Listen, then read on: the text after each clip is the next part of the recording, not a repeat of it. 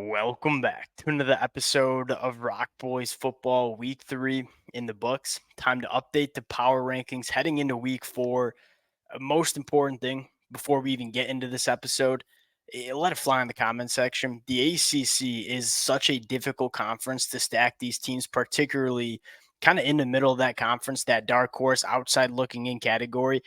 I ain't right about a ton in the ACC. I got the DraftKings account to prove it. So let it fly in the comment section, whether you agree with the boys, whether you disagree. That is the beauty of doing these kind of episodes. Appreciate y'all rocking with it. If you guys do enjoy the content, consider subscribing to the channel. And without further ado, let's get into this one. Let's start at the top as usual, the Miami Hurricanes. This is one of the teams that I've been right about in the ACC. It's rare, but it happens. Blind squirrel finds a nut every once in a while. Coach told me that in high school. Still pertains to today. You look at the Miami Hurricanes, I think they just check so many boxes. Not only on the football field have they been the most impressive team in this conference, but I think more importantly, projecting them to the rest of 2024. I mean, all the boxes are getting checked, right? The best quarterback play, arguably in the country, certainly in the ACC right now.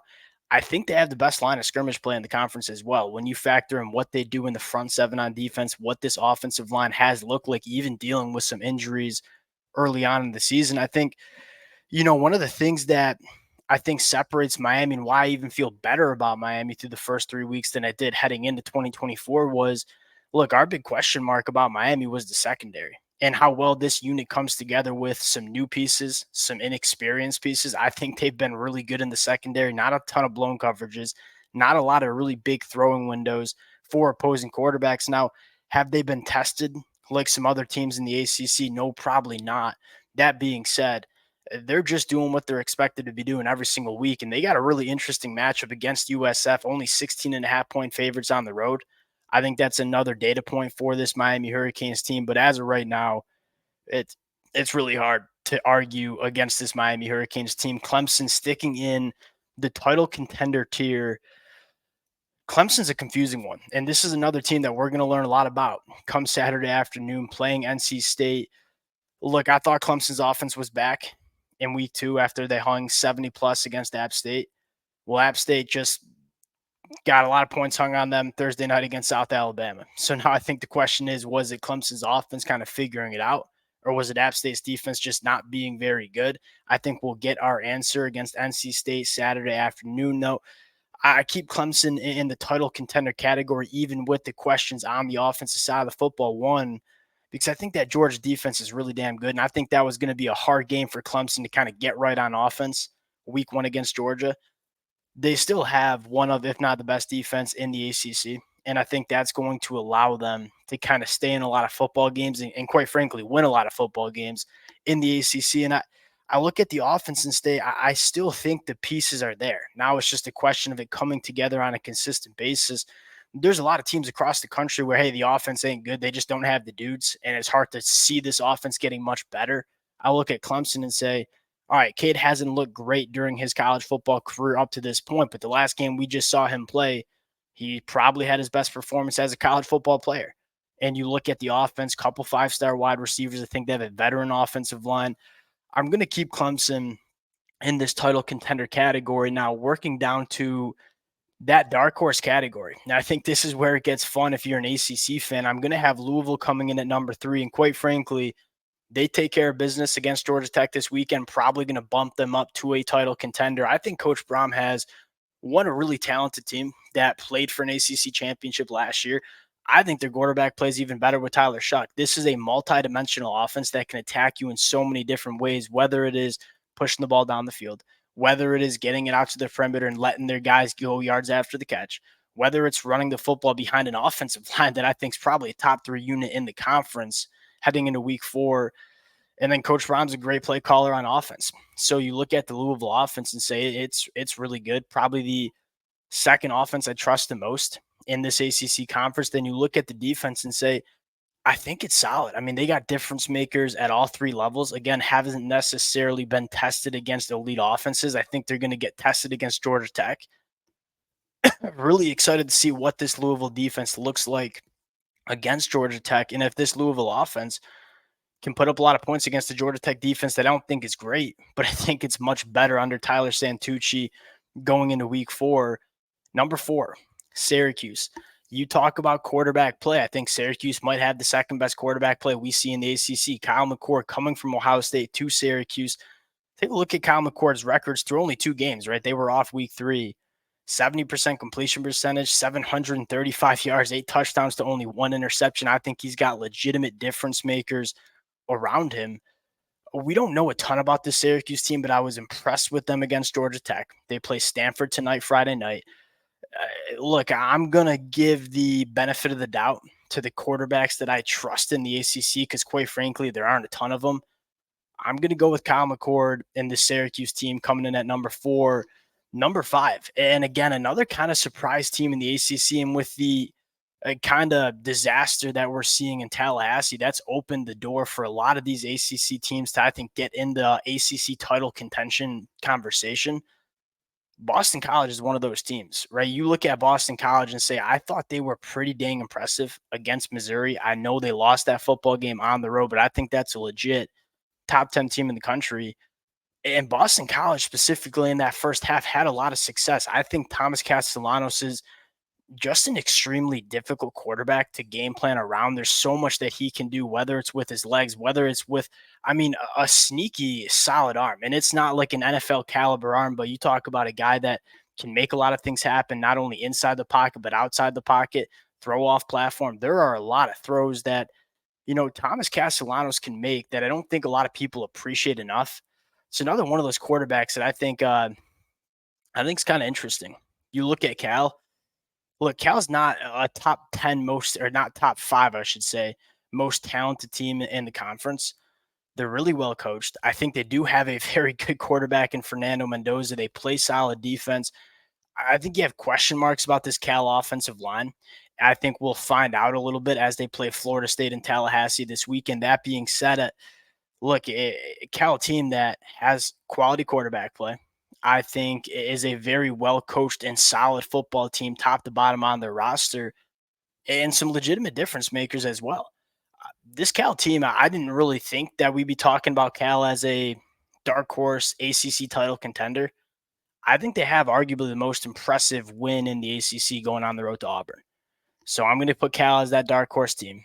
Outside looking in, Georgia Tech, Georgia Tech, kind of a roller coaster team. The highs allow this Georgia Tech team to compete with most teams in the ACC. They're eliminating the lows, which I think is a really interesting storyline for Georgia Tech. Look, they kind of went to Syracuse, played kind of a roller coaster kind of game. But when you have the guys that they have on offense with an experienced offensive line, right? Haynes King, I think, is taking a jump in 2024. You look at the guys on the outside, Malik Rutherford, Eric Singleton, Jamal Haynes in the backfield. They have legitimate pieces on offense. I think the Georgia Tech defense has consistently gotten better under Tyler Santucci. I think there's a real argument that you could put Georgia Tech in that dark horse category. And again, we're going to find out a lot about this football team against Louisville. The Florida State teams, so like Boston College, Georgia Tech, the teams that have beaten Florida State, it's really just hard to evaluate them because you really just don't know how good of a win that was kind of looking back at it. Next team I want to talk about, Pitt. Eli Holstein. Talk about another quarterback that has, pleasantly surprised a lot of people. Eli Holstein. They bring in a new offensive coordinator. They bring in a new quarterback in Eli Holstein coming over from Alabama. 67% completion percentage, 930 yards, 9 touchdowns to 2 interceptions. This ain't the Pitt that we're used to seeing. I don't think the defense is as dominant as we're used to under Pat Narduzzi. That being said, this is a Pitt team that suddenly has some life on the offensive side of the football. Very impressive win against West Virginia coming out of week 3, kind of buying some stock in this Pitt Panthers team. Going to NC State, I think the big storyline here is Grayson McCall, it didn't work out. You know what I mean? Grayson, I don't know if he was injured for the first 2.5 games of the season.